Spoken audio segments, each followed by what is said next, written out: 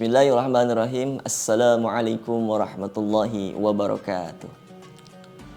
Alhamdulillahilladzi ja'ala syahrul Ramadan syahrul mubarak alladzi bidzikrihi tatma'innul qulub wa bifadlihi taghfiruz dzunub. Asyhadu an la ilaha illallah wahdahu la syarikalah wa asyhadu anna Muhammadan abduhu wa rasuluhu la nabiyya ba'dah. Faqad qala Allah Ta'ala fi muhkam kitabil karim wa huwa asdaqul qa'ilin tabarukan bidzikrihi wa ta'abbudan bitilawatihi. A'udzu billahi minasy syaithanir rajim. Bismillahirrahmanirrahim. Sahru Ramadan alladzi unzila fihi al-Qur'an hudan lin-nas wa baina minal huda wal furqan. Wa qala an-nabiy sallallahu alaihi wasallam Man shoma Ramadhana imanan wa ihtisaban ghufira lahu ma taqaddama min dhanbi.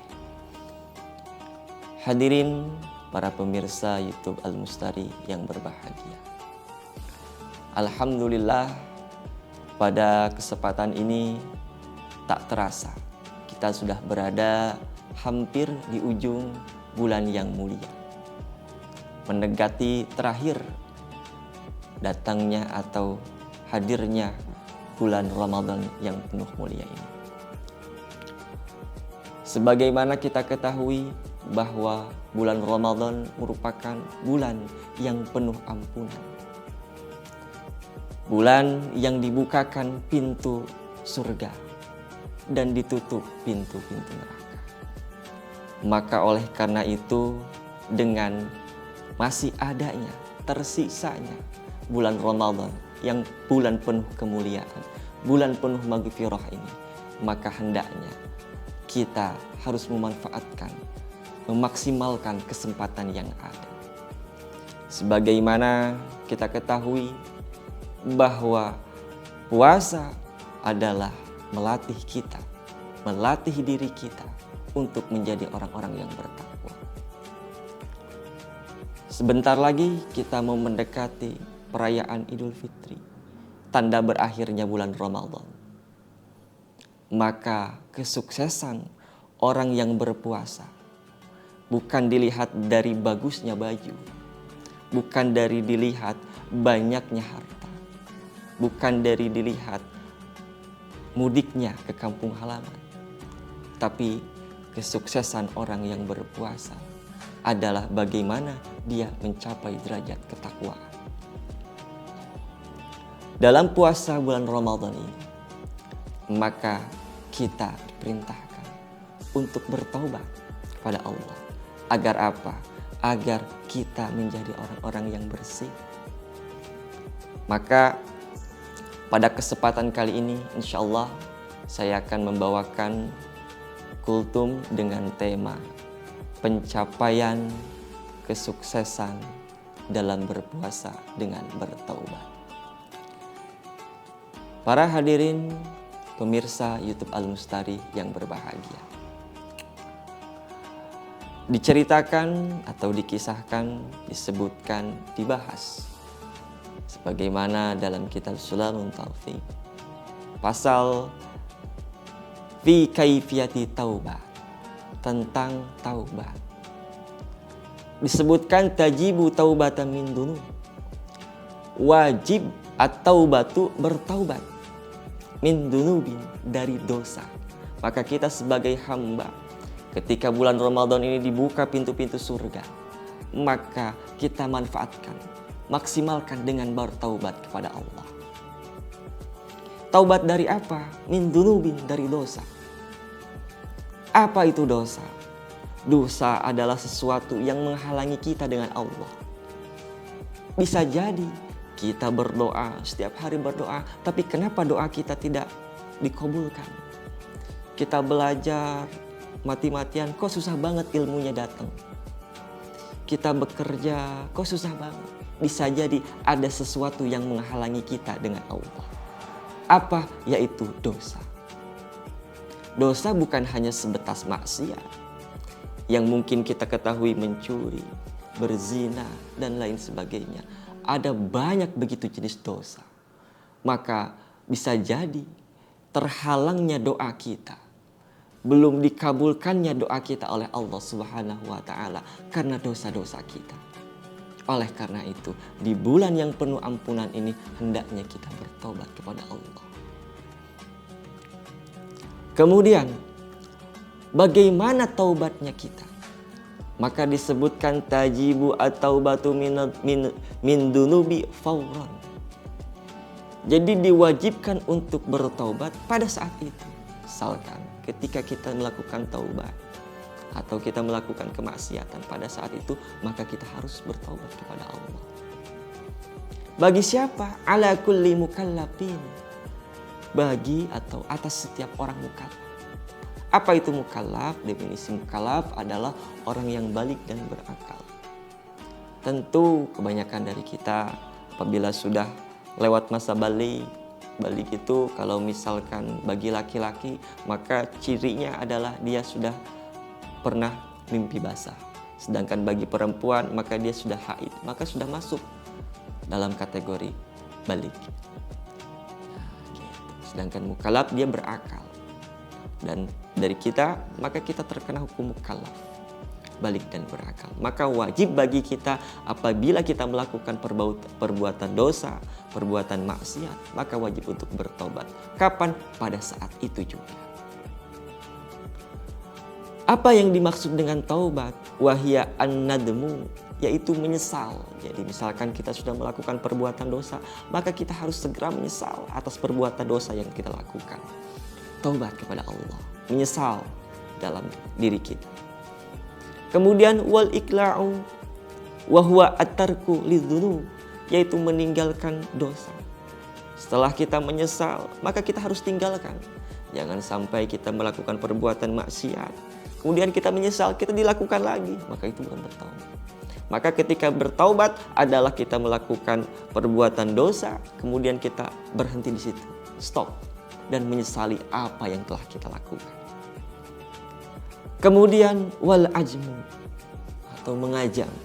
Apa itu? Atau berniat, beriktikad ala alla ya'uda ilaiha. Untuk apa? Untuk tidak melakukan kembali perbuatan dosa tersebut. Nah, jadi ketika kita melakukan perbuatan dosa, maksiat, kita mau bertobat, maka kita harus menyesal atas perbuatan yang telah kita lakukan. Kemudian kita harus meninggalkan perbuatan tersebut dan kita harus beriktikad. Untuk apa?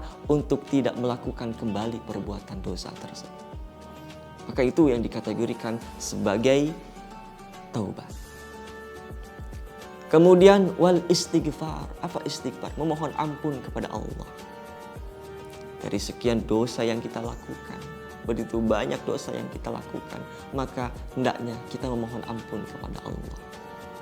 Sebagaimana firman Allah, A'udzu billahi minasyaitonir rajim. Bismillahirrahmanirrahim. Walladzina idza fa'alu fahisatan aw zalamu anfusahum dzakarallahu fastaghfir lidzunubi. Apabila kita melakukan perbuatan yang jelek atau tercela dan kita menyakiti diri sendiri, maka ingatlah Allah dan memohon ampun kepada Allah atas segala dosa. Maka apabila kita bermaksiat, tidak dirasa, kita berjalan kepada suatu tempat, melihat hal yang diharam, maksiat mata. Kita berkumpul bersama saudara, teman, dan lain sebagainya. Membicarakan orang lain, bergibah, bergosip, maksiat mulut. Atau kita berdiam diri, kemudian di sekitar kita bergosip. Kita mendengarkan, tidak ikut, maksiat juga. Maksiat apa? Maksiat telinga. Dosa telinga. Atau sebagaimana yang sudah dijelaskan dahulu, hati kita kotor dengan penyakit-penyakit, takabur, riya, sombong, dan lain sebagainya. Dosa, maksiat hati. Tangan kita mungkin melakukan pengambilan harta, barang yang bukan menjadi haknya. Dosa, maksiat tangan. Kaki kita dilangkahkan menuju tempat kemaksiatan, dosa. Banyak sekali dosa, maksiat yang kita tidak rasakan. Oleh karena itu, jalan satu-satunya adalah taubat, memohon ampunan kepada Allah. Lantas bagaimana tingkah taubat? Wa in kana ad-danbu tarku fardin qada'uha. Apabila kita meninggalkan keparduan yang menjadi kewajiban bagi kita, qada'uha, maka harus diqadha, dibayar. Misalkan tahun kemarin kita tidak sholat fardu. Tahun kemarin kita tidak melakukan ibadah puasa. Tahun kemarin kita tidak melakukan zakat. Maka taubat pada tahun ini dibayar. Berapa banyak sholat yang kita tinggalkan, maka harus diqadha. Berapa banyak puasa yang telah kita tinggalkan, maka harus diqadha, bayar. Atau berapa banyak zakat yang kita tidak lakukan, maka harus dibayar, diqadha. Atau tabi'atan li adami qada'uh, atau sesuatu yang bersangkutan dengan hak adami antar manusia, qada'uh, maka harus dibayar. Au istirdahu, atau meminta ridha. Nah, kalau tadi taubatnya kepada Allah, kita berdosa kepada Allah, itu hak antara kita dengan Allah, maka mohon ampun kepada Allah. Ada kewajiban, maka bayar kewajiban kepada Allah. Nah, bagaimana kalau misalkan kita ingin bertaubat dengan dosa-dosa antara hak adami, antara sesama manusia, maka harus dibayar pula. Tidak boleh ditinggalkan begitu saja. Maka disebutkan dalam kitab Shahihul Jala'il Qulub, fa idza faragna min huquqillahi ta'ala fananduru ila huquqil 'abdi. Apabila telah selesai ya tentang hak kita dengan Allah, maka akan dilanjutkan dengan hak kita sesama hamba. Jadi nanti di akhirat nanti setelah selesai antara hubungan kita dengan Allah, akan dipertanggungjawabkan bagaimana hubungan kita dengan sesama hamba. Maka disebutkan wahwa nau'ani, ada dua hak antar umat manusia. Yang pertama maliyun, bangsa harta. Jadi jenis harta kita. Mislu al-ghasbi wasyirqati. Seperti apa? Gosok dan mencuri. Jadi kalau misalkan kita pernah menggosok, apa itu gosok? Meminjam tanpa hak, tanpa izin. Atau mencuri, kita mengambil barang orang lain, maka harus dikembalikan. Atau tidak bisa mengembalikan, kita minta keridhaannya. Seperti itu. Itu yang pertama, ketika jenis harta maka harus dibayar. Pak, tidak bisa. Maka misalkan seorangnya sudah meninggal, maka cari ahli warisnya. Selesaikan hak adami tersebut. Atau tidak bisa, sampai tidak ketemu, misalkan. Dulu sekali kita pernah mencuri, misalkan. Terhadap teman kita. Dicari-cari sudah tidak ada. Kesana kesini sudah tidak ada, maka keluarkan uang itu terhadap fakir miskin. Sama nilainya dengan apa yang kita curi. Seperti itu. Itu yang pertama. Wa ghairu malin. Yang kedua, selain harta. Apa? Nau'ani, terbagi menjadi dua. Badaniyun, yaitu satu jenis badan. Misalkan mislu al-jarhi. Seperti apa kita melukai? Wadorbi, dan memukul. Misalkan kita melukai teman kita dulu, kita memukul teman kita dulu, kita pernah berantem misalkan, belum terselesaikan, maka selesaikan, minta maaf. Itu cara bertaubat antara hak adami. Kemudian waqalbiyun, bangsa hati. Seperti apa? Asyadmu, mengutuk, wal istihza'u, dan mengolok-olok. Misalkan hati kita pernah dulu mengutuk atau mengolok-olok seseorang, walaupun orang itu tidak mengetahui, maka kita harus bertaubat. Apa? Meminta ridhonya. Maka apabila kita bisa melakukan pertaubatan sesuai dengan syariat yang telah diaturkan, maka insya Allah akan mengampuni segala dosa-dosa kita. Maka mudah-mudahan di sisa-sisa terakhir kita berperang melawan diri kita dalam melakukan hal ibadah puasa, maka hendaklah kita maksimalkan dengan pertaubatan kita. Mudah-mudahan kita selesai melakukan ibadah puasa ini, kita termasuk orang-orang yang bertobat. Bersih kembali diri kita dari segala dosa dan diampuni oleh Allah Subhanahu wa Ta'ala. Mungkin dari saya cukup sekian, kurang lebihnya mohon dimaafkan. Usikum wa nafsi bitaqwallah.